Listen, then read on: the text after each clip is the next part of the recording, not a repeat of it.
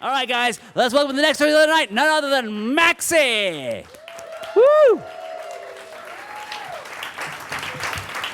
No hurry, Maxie.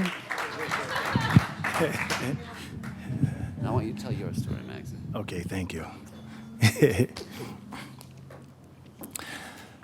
So about 20 years ago, I went to visit my father, who lives in southern Mississippi. And I drove a car down there to him, and I forgot that I needed to book a flight back to New York. So when I was ready to go, my father said, well, why don't you just go down to Hattiesburg and catch the train?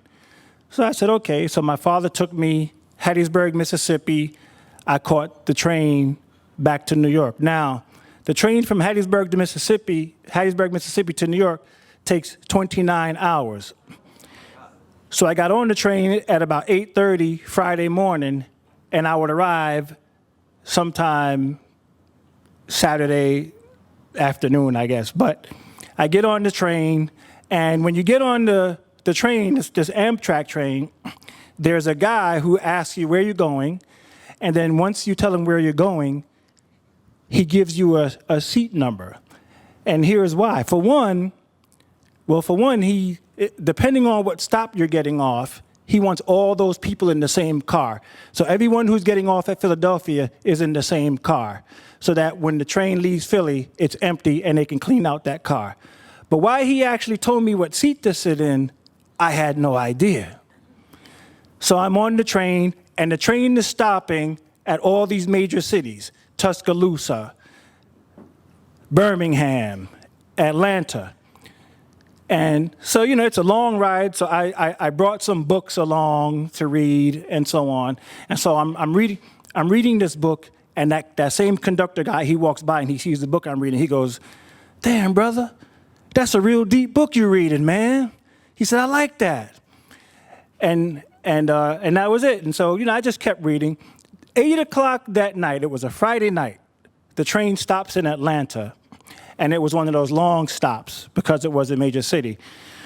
So it was one of those stops where you can get off and walk around, and you could go to the concession stand and all that stuff. But I was in the middle of this book, and I didn't want to put it down. It was at a really good part. So I'm reading this book, and I was like, let me put it down and go outside. So I go outside, and the conductor is standing out there with a group of guys around him who are on the train. And the conductor goes, "Hey, man, come here. He calls me over to the group, and he says, "Listen, man, it's a Friday night, it's 8 o'clock, and it's Atlanta, Georgia."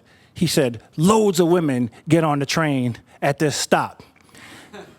And he said, "And what I like to do for fun is I like to pick the ladies out and match them up with the single guys on the train."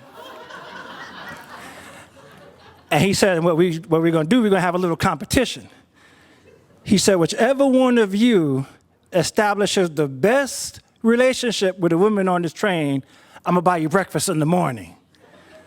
So we were like, all right, cool.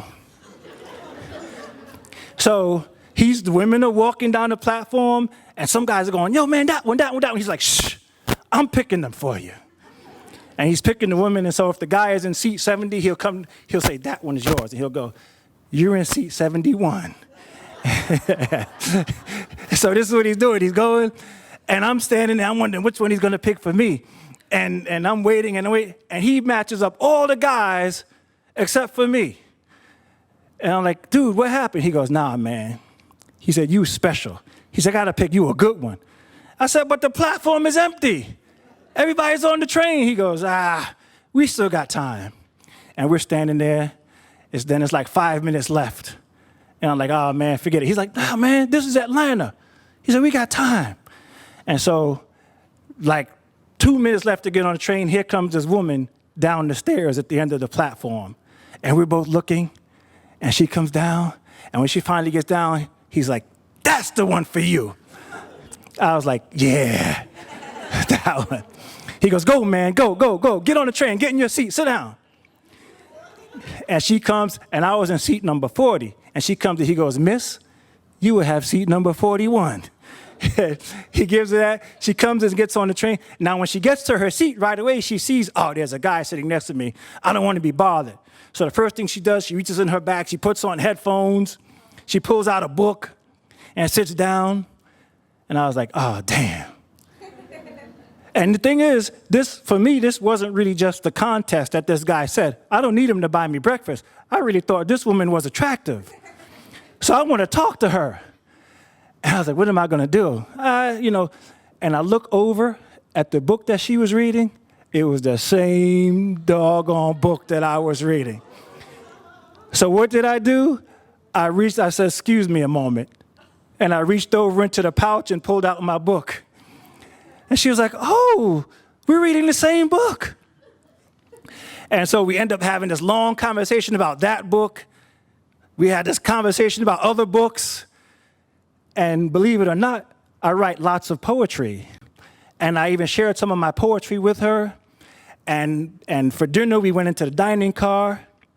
And by the time it was time to go to sleep that night, I was on the window side. So I leaned on the window to go to sleep. And she says, do you mind if I lean on you? I said, no problem. So she leaned on me to go to sleep, and I just gently put my arm around her like that while she was leaning on me.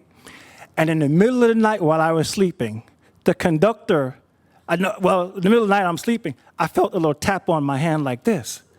And I opened my eyes and looked up, and it was the conductor guy. And he looked at me and he said, you won. Thank you.